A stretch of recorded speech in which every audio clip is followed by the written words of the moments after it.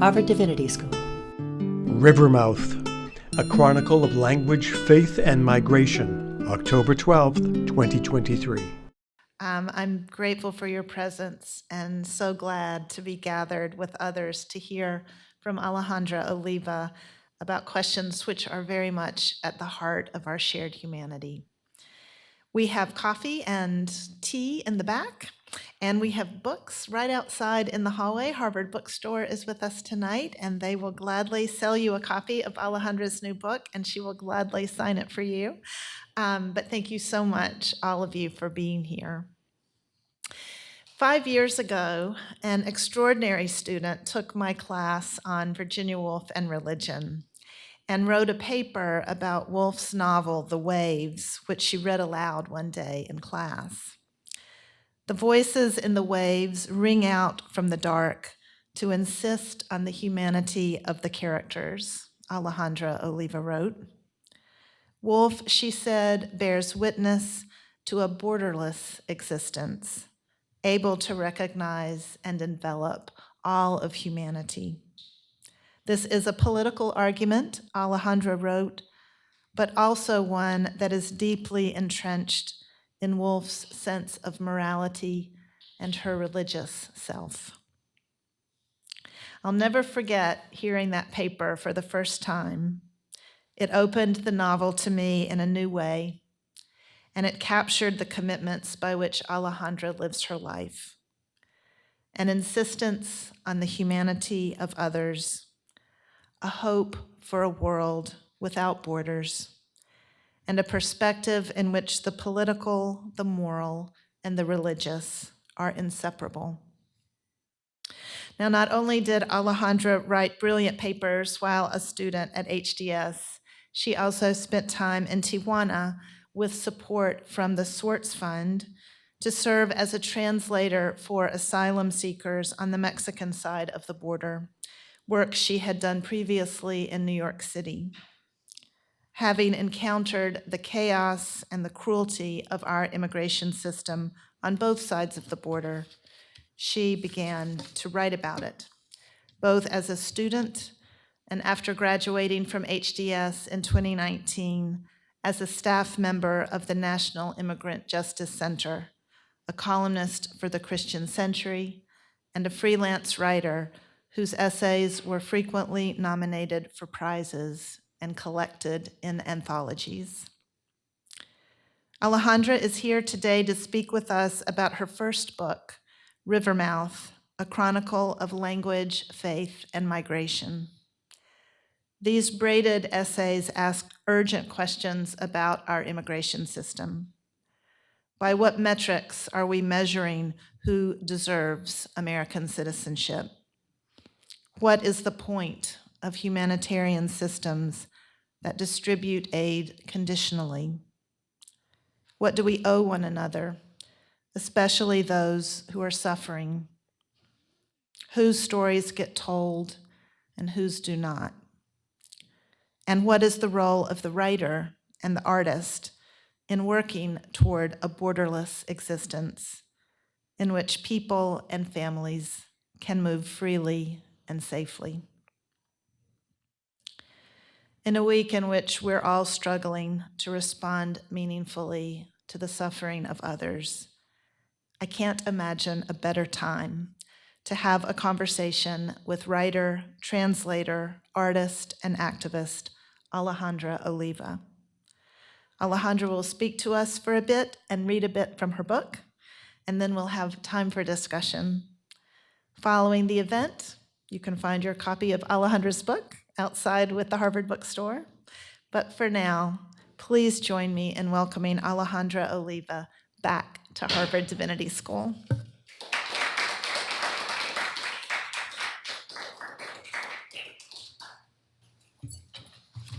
All right, thank you so much, Stephanie, for that beautiful introduction, and to all of you for being here tonight. I'm going to do a little bit of a reading, a little bit just talking about what's in the book, and so I'll get started. Thank you so much to Harvard Divinity School and for all the staff who have been arranging things behind the scenes, making sure that we have video, doing everything, and to Harvard Bookstore and their booksellers who are here to sell you many, many, many copies of my book tonight.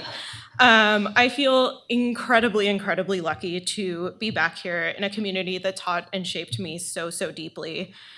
I've been lucky enough to be a guest in a few of Stephanie's classes this week and was again reminded of all the ways that discussions in these hallways and classrooms and libraries were a way into conversations and questions about what it means to do good, to be present to others, to act and contemplate in a world that needs a great deal more of both.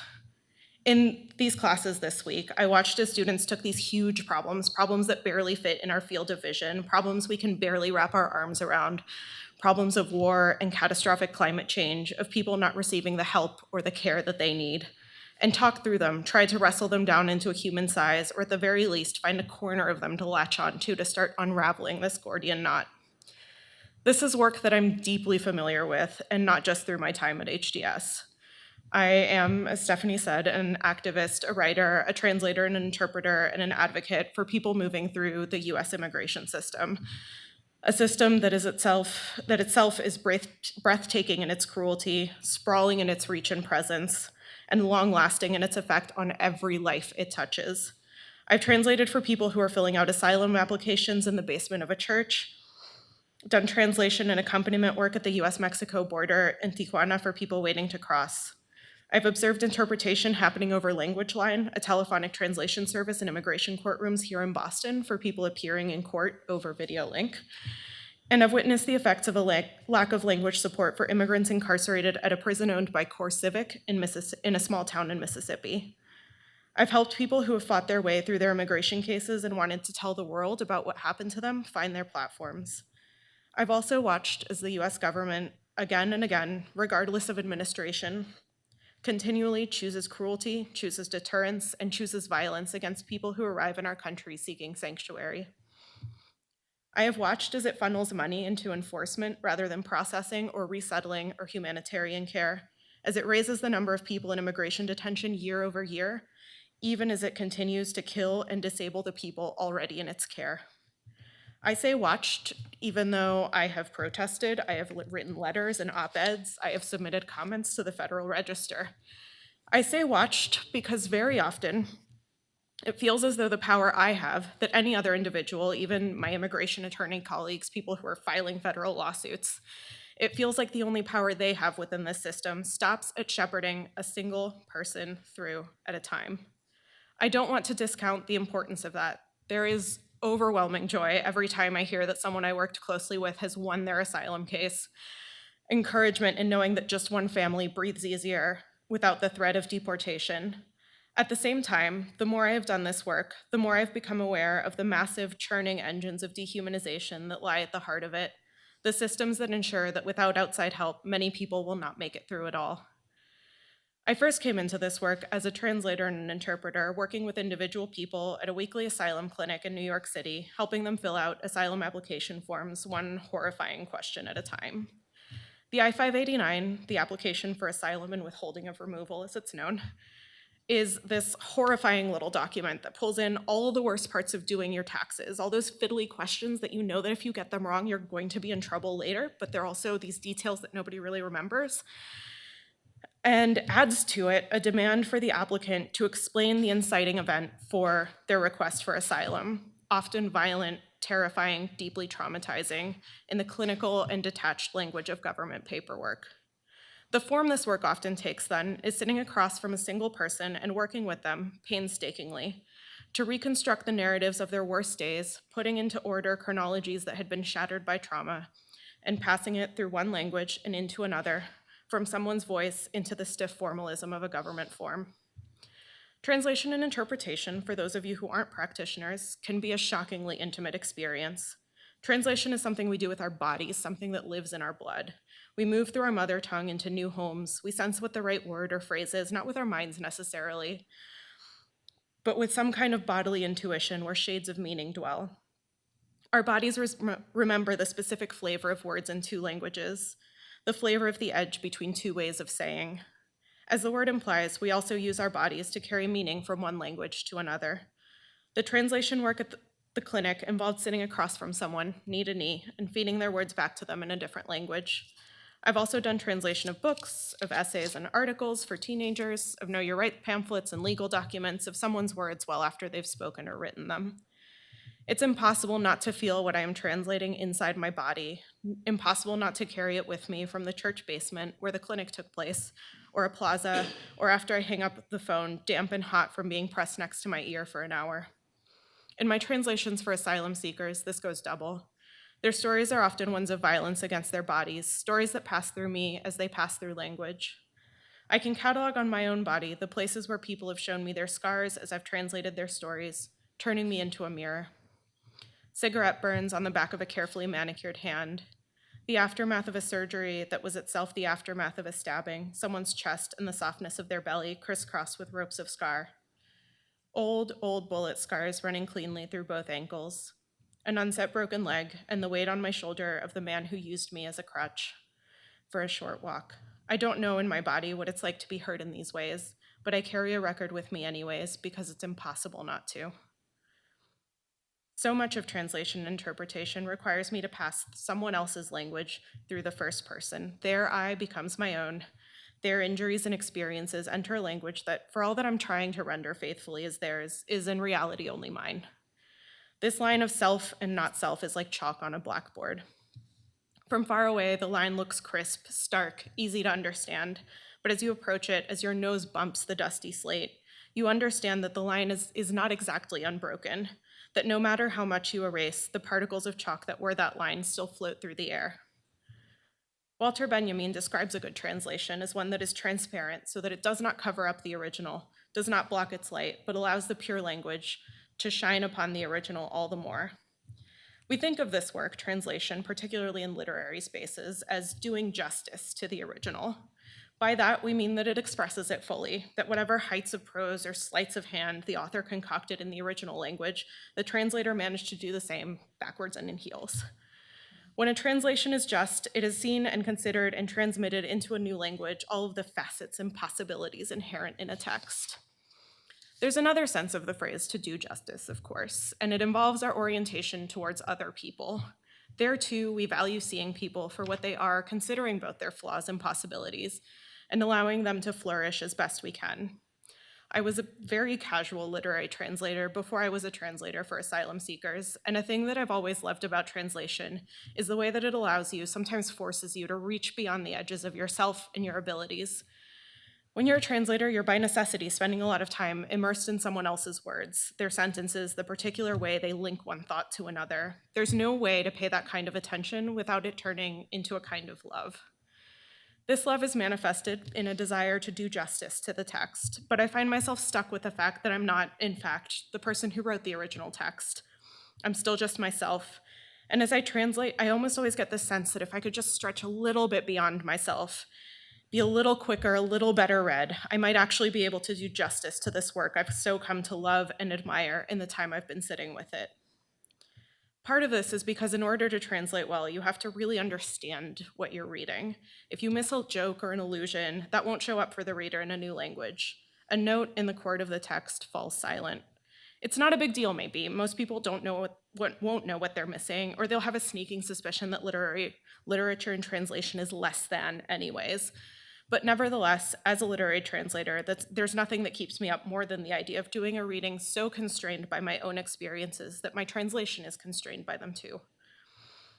However, in the other kind of translation work I do, the idea of not doing justice has implications far, far greater than someone missing the full range of an author's brilliance. With the asylum seekers I was working with, winning their case would allow them to stay in the United States and begin building a life here. Losing might mean deportation to a country that had been too dangerous to stay in. My co-volunteers at the clinic and I would sit with people and ask them questions about the worst things that could happen to them so we could note it down on a government form. We would translate and reshape their answers to fit in the form's tiny boxes and then staple a photograph of them to this form, photocopy it, and return it to them so they could submit it to the immigration court in triplicate.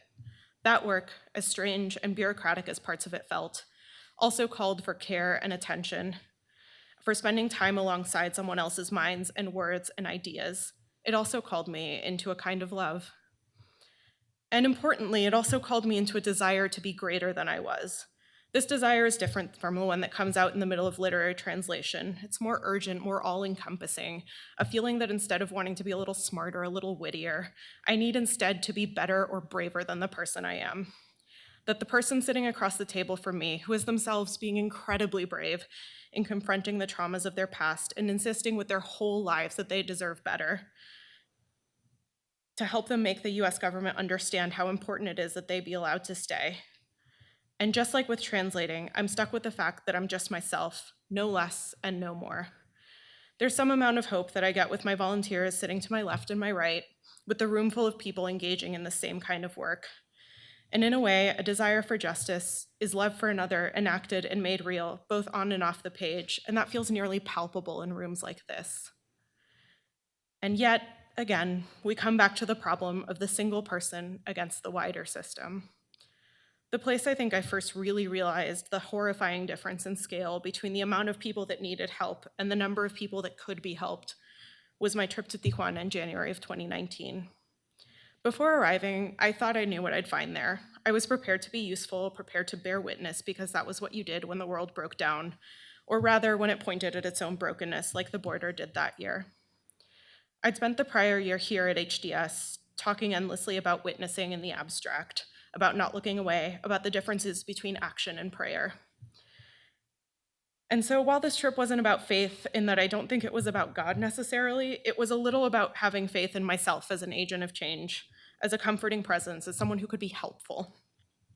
This was a conviction I had carried over from my time in the clinic, had experienced the rush of seeing relief cross someone's face when we finished those forms. I thought I'd be doing similar work in Tijuana, thought that I might be useful in the same ways. Because of my work in the asylum clinic in New York, I knew the kinds of stories people were carrying with them on their long walks to the United States. I had watched women take deep breaths to muster the bravery to give their testimony, had laughed with boys barely out of their teens cracking wise to get through the telling.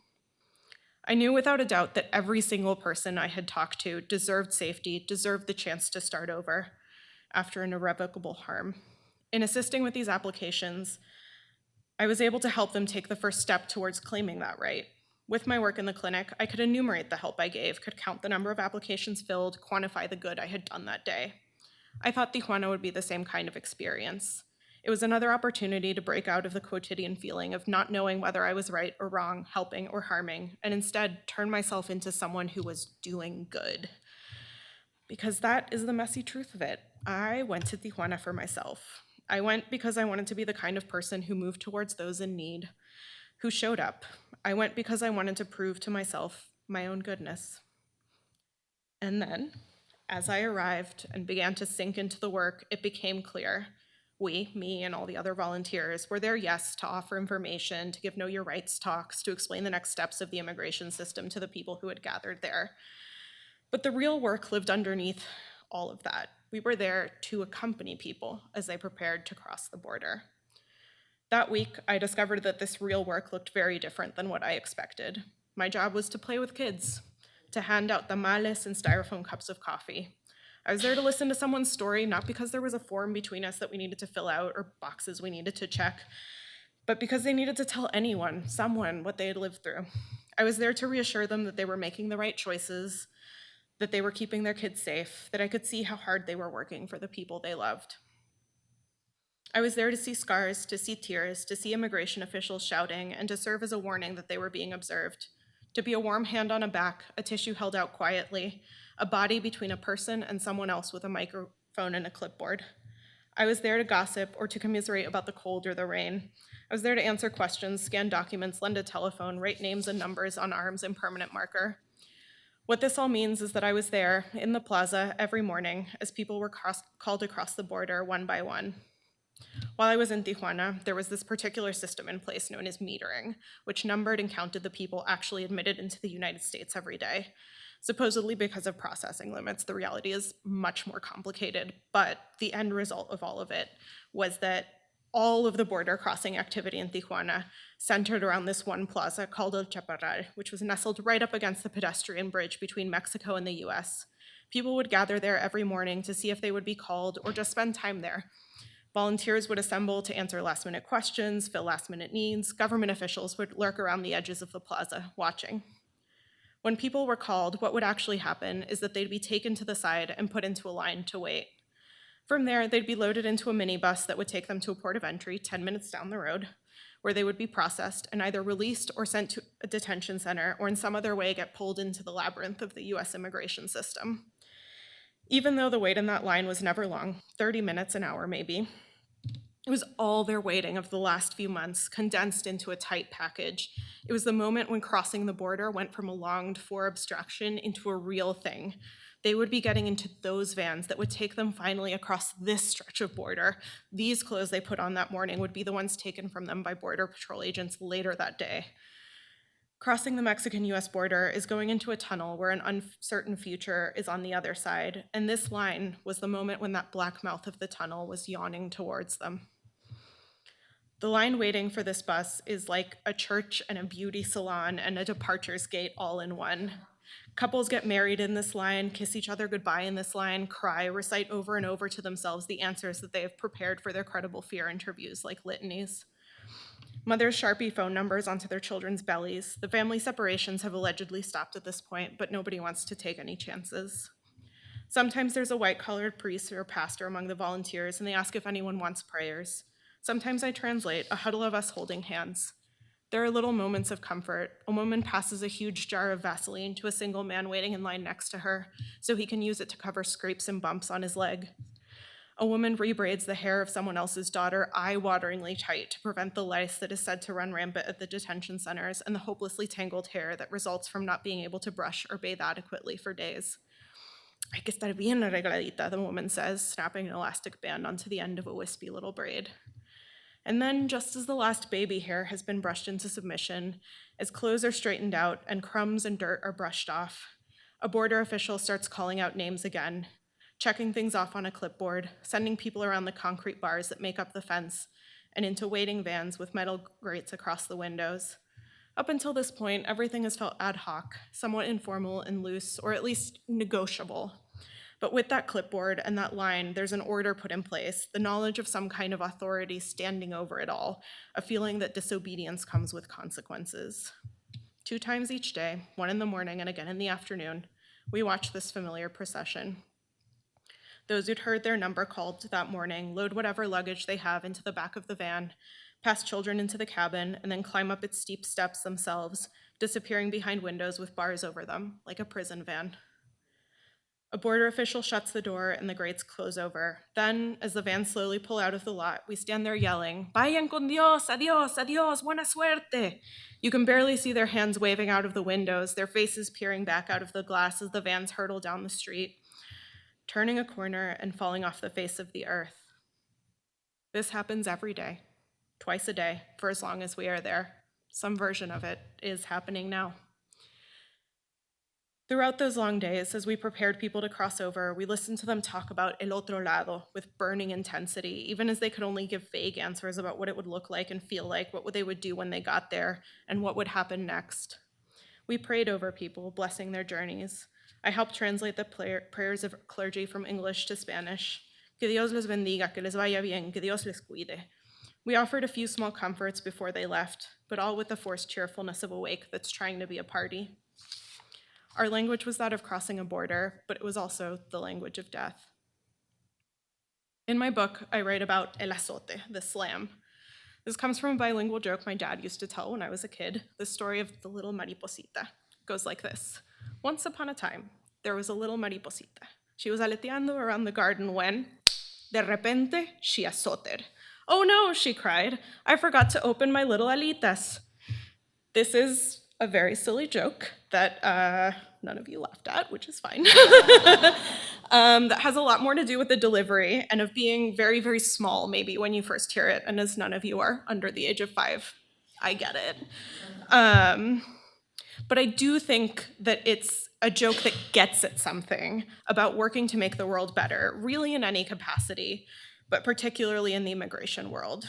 You can be wandering along, aleteando in your garden, if you will, doing all the good you can with all the strength you can, thinking you understand the problem when, de repente, You slam into a new facet of this reality, a new way in which your ability to make the material conditions of even one person's life better are limited and hampered. You forgot to open your little alitas, or worse still, your alitas are powerless in the face of a 20-foot steel wall. As with many things, I think the French mystic and theologian Simone Weil had an answer to the 20-foot steel walls and to what often feels like the futility of our endeavors in her writings on attention. In her essay on the right use of school studies, she moves nimbly from a teacher's order in front of the classroom, pay attention, to a prayer to the bedsides of the suffering other. In the essay, attention transforms from the kind of scattered concentration that a school child turns to a tricky Latin translation, something I have some experience in myself, unfocused, unrewarding, aware of one's own shortfalls and failings, into the kind of attention that is turned towards God in prayer and towards the suffering other. I'm sure many of you have read this essay. I first encountered it here at HDS, and I still think about it all the time, because sometimes it feels like the only way to survive in a world that is full of problems so large and entrenched that any individual human feels tiny and insignificant next to them. The attention Weil asks for in the essay sometimes feels like the only way to wake up each morning and put my shoulder to dislodging what feels like a Sisyphean boulder of systematic, widespread brutality. Let me give you an example. When I worked at an immigration services nonprofit, a job I held for nearly the last 4 years, I would wake up every weekday morning and log onto my computer for work. And the first thing I would do every day was to copy paste a dozen or so links on how utterly broken and destructive our immigration system was on that particular day into an email. And I would send it to my 100+ colleagues in their cubicles or their apartments, each of whom in their own ways were busy helping one person through the system at a time. And then I would go on with the rest of my day writing a little press release about an unjust policy, or formatting something on the website, or scrolling through 1,000-page PDFs of FOIA-requested detention center inspection reports, reading and annotating them to make them legible for journalists, or any of the 10,000 other tasks that are just a part of the modern workplace. The whole time I'd be paying attention to detail and control I and control Uing things to make sure they were legible and looked nice, and getting frustrated when I erased my own work with an inadvertent backspace, or being actively resentful of every email that landed in my inbox. And the whole time, there's this knowledge of all the injustice in the world, everything wrong with the immigration system, which I had very carefully copy and pasted into an email just that morning, just screaming and howling on the other side of my computer screen. And I, sitting there at a desk in Chicago, could do absolutely nothing about it but what I was doing, which is to say, making note of it, telling other people who could help, moving around what paperwork I could, and talking to people one at a time to see how we could help. But this is, of course, where Weil helps.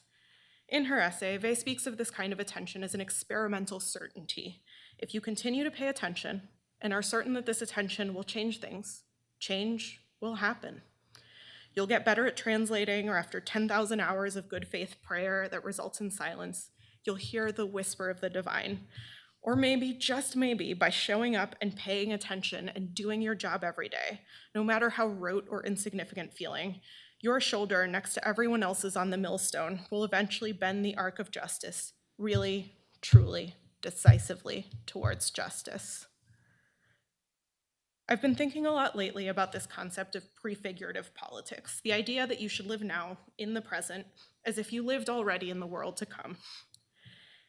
You begin forming the relationships and the communities and the practices and the habits of body and mind that reflect the world you're working towards day by day. It makes it all feel a little nearer, a little less distant. I think this is part of what Weil means when she talks about attention, when she illustrates the effects of cultivating these habits. It's creating a little space in your life every day where justice might go, making the way smooth even as you can't really see your way there. The work still has to be done, person by person, but when you've got an eye on building the future world, all the little administrative tasks can feel like a byproduct of that attention. The least you can do for the people on the other side of the screen, for the work you're helping along, however minutely. I also want to gesture the specifics of my work, of what translation means in the context of justice and of building community. I want to say that translation is primarily an activity dedicated to the future. Not just because readers of the translation are always future readers, not just because we translate the texts of the past into the language of the future, not just because the most starry-eyed of translation proponents seem to be gesturing towards building a utopian future in which we all share sort of global Esperanto language, literature, culture, in which all things are held equal, but because, like prefigurative politics, translation is a way of life that corresponds to a mode of living that exists now and will exist even more in the future. In the words of Gloria Anzaldúa, translation is un lenguaje que corresponde a un modo de vivir. The mere presence of a translation does not make the world a broader or a better place. Reading a text that has been carried across from one language to another will not change your mind on its own. But I believe that the act of doing the carrying yourself changes something. Translation as a practice forces you to step outside the structure of your sentences, the shapes that your languages are accustomed to taking. Translation is an encounter, an embrace of another mind, willingly ceding the egotism of your own words to amplify another. As Simone Weil points out, a lot of times it underscores your mediocrity. Reading a first draft of a translation is always an exercise in humility. I've translated I don't know how many semi-legal documents and advisories, and I still have to look up the word parole every time. I keep inventing new words around workarounds for the phrase law enforcement. It's just every time. Translation also teaches you to be creative, to be flexible, to walk yourself around a word you don't know the one-to-one equivalence for. Translation gives you a second way of talking about a thing, a language that will feel, despite your best attempts, like a different kind of register, more intimate or louder or sharper or funnier, a different kind of personality. My parents even claim that my voice in Spanish is softer, less strident when I'm speaking in English than when I'm speaking in English. There are millions of kids who have grown up as tiny professional translators, helping their parents shuttle meaning from one language to another, figuring out the shape of their own rooms within language. And they know these lessons by heart already. There are adults painstakingly finding their footing in a second language through necessity, or adding a third or a fourth to a list already shaped by colonialism and global forces. For them, translation is not an expansion. It's not anything special. It's just the way life is lived, day after day, because there's no other way to bridge their worlds. Switching languages is not a matter of a specialized skill being flexed or specialty. It's a matter of survival.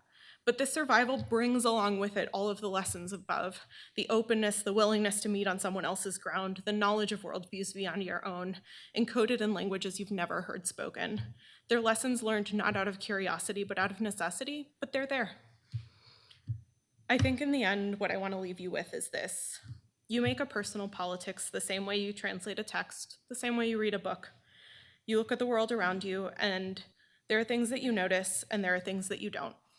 If you're lucky, you read the words of other people who have looked out on the world before you, who have caught other things you didn't.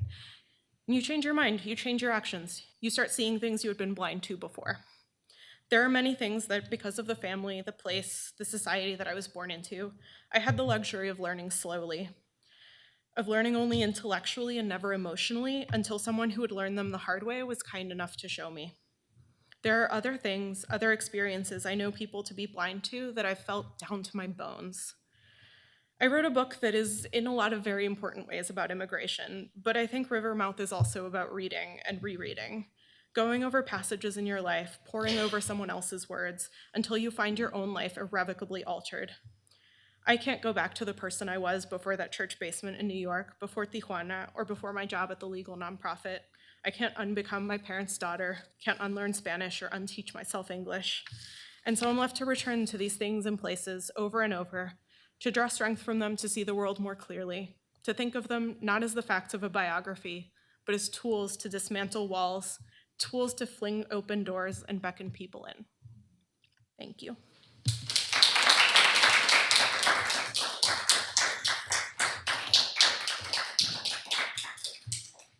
Thank you so much. Thank you.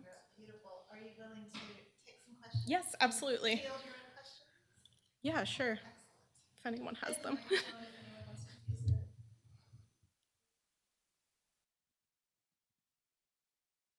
Oh, yeah.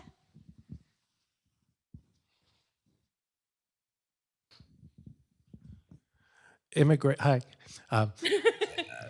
Immigration is brought up in our just common, well, political discourse of the days. I certainly, from hearing your speak, your experiences, that the truth of what you've been through and what you know, obviously, is not what's trying to be portrayed by the media. Yes. I was wondering if you could say more about that, or what would you hope that, because it is in the common conversation of evening news and politics, what would you wish to convey more, or what do you, or and also what do you really dislike, or what makes you like, no, that's not right. It's gonna stop saying that. Yeah, I think that the best place to start is what I don't like and what I wish would happen. So I think that a lot of coverage right now of the news, a lot of news around immigration focuses on numbers. And talking about numbers is a great way to obscure the fact that every single number is a person with their own story, with their own reasons for coming here, with all the complexity and personhood that being a person includes. And so I think that every once in a while we will see like a person's individual face, or someone giving like the quick flash, like nightly evening news quote, and you kind of get to see a person's face or hear a person's experience for a minute. But when you zoom out that far to be like, 10,000 people crossed the border this month, that's not giving you any real context, any real information other than those numbers. It's not telling you where they're from or why they decided to come or any of that. And I recognize that that is a difficult thing to do when you are talking about the news, but it's so rare for any of that to get covered unless something bad happens to someone, that it feels like it's obscuring this reality of the immigration system. Yeah.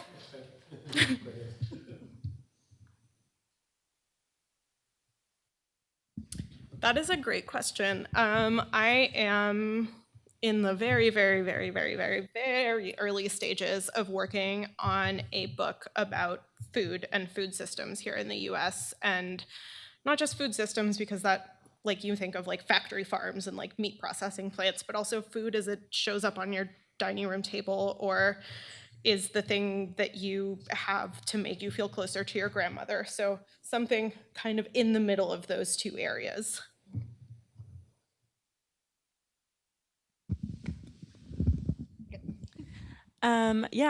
I really appreciate what you read, and I look forward to reading the book. I'm curious about how you made choices in terms of how much time and energy and space to give to colonialism and U.S. imperialism, and how much to then kind of bring that into the narrative, into your experience, without letting it kind of take over the story in that sense.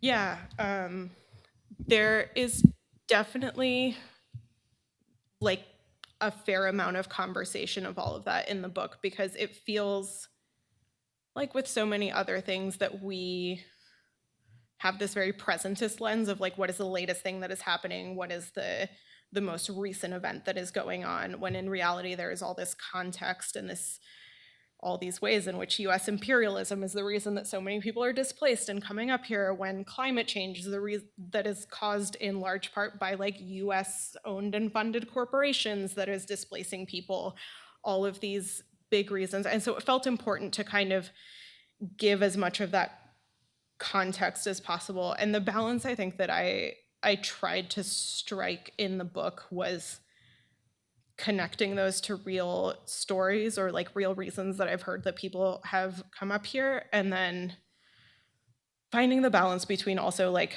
explaining all these huge systems, explaining all the weird lingo and language that goes into the US immigration system, all the weird policies that are like fine-grained and also can really ruin people's lives by their fine-grainedness, and then like keeping it readable and functional was one of the bigger challenges in writing the book, I think. As a follow-up to that, what was your I knew that it would be read beyond that, and so there are a lot of concessions to like a wider book buying audience, but to be totally honest, my imagined audience was people like me who had sort of known about immigration as an issue, who had seen it on the evening news and not really had it land for them until they heard about a story or they heard someone's experience in it, and then were like, wait, hold on, this doesn't align with my view of what this country is, this doesn't align with my view of how we should be treating people, and wanting to know more and wanting to know how they could get involved. And I think specifically for me, that also meant English Spanish speakers.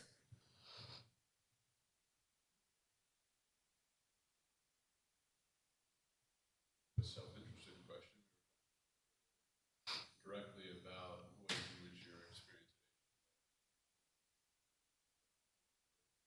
and love to hear you. Yeah, absolutely. So I came to HDS out of a desire for career change, basically. I'd been working in publishing. I'd been doing the work at the clinic on a volunteer basis once a week, and I realized that that wasn't enough, and I wanted to be thinking about bigger things and asking bigger questions. And I knew that I was a writer, but I didn't really know what that actually meant in any real way. And so the ways that HDS, I think, informed and shaped me is that this is a community. And when I say community, I mean other students, I mean professors, I mean the people that you meet just kind of walking around the hallways. People are here trying to answer these questions of like, what does it mean to live a good life? What does it mean to do things in the world and to change things and to make something a little better, a little more just? And in a lot of cases, especially right now, that means tackling problems of this size. That means tackling these big, huge things that it isn't just one person swooping in and changing everything. It's not pressing a button. It's this big project work that is going to take lifetimes and is going to take collaboration. And that is really hard to wrap your head around oftentimes. And working and talking to people here at HDS that were willing to take on questions of that size, that were willing to engage in the work, even if it felt like that work would be unfinished, despite how hard they threw their shoulder against it, felt like such important grounding and such an important community to start doing that work in. Yeah.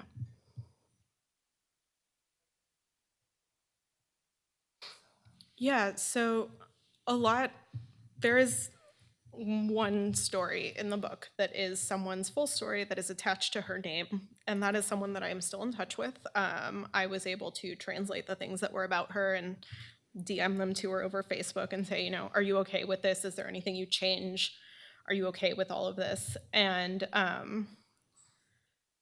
every other story, every other detail that appears in the book is fictionalized, is kind of glossed over. And so I think that the ethics that I developed around doing this work, not just in writing the book, but in my previous work doing communications for a legal aid nonprofit, were a lot around giving people as much agency and control and choice in their stories as possible. So if I would interview someone before the interview, I'd say, you can or do not have to tell me any answers to any of the questions I ask you. Like, they would first come having been told by their lawyers, this is a totally optional process. You can go through it. It would be helpful to us in these ways, but like, it's your story. You don't have to do it. It's up to you. So it's having the conversation before, being like, you can share as much or as little as you want. I am going to show this to you after I've written up whatever comes out of this interview to see if it aligns with the way that you tell your story and what you feel comfortable being out there in the world. You can choose to have your name attached to it, or we can make up a pseudonym together. And then it was presenting that story to them in their own language and publishing it also in their own language in addition to English whenever that was possible. We got one more. Thank you. You're welcome. Yeah, Alejandra, I want to thank you for your talk and for your work. Thank you. I was actually in Tijuana, I think maybe a few weeks before you. Oh, that's super In interesting. December and early January. And your talk, it's been really helpful for me. I didn't and don't do translation work because my Spanish is truly terrible. to the extent that it even exists. But I remember that tunnel very well, and the kind of the inherent violence of the wall and the border, and the lack of translation from Tijuana to San Diego. Um, I have this very strong memory of, of housing and development coming right up to the wall in Tijuana, and then you get to San Diego, and there's that like an outlet mall, Yes. and border patrol guys with kind of Darth Vader-like helmets on four-wheelers, and then there's not much till you get to the city. And I don't know where this goes. I'm going to be thinking about it on the way home, but you've sort of opened a really interesting window for me on the kindness, the love, the delicacy of translation of language as an alternative to that. So I don't know exactly where I go with that, but it's really lovely. Thank Thank you. you so much. Let's just thank Alejandra once more.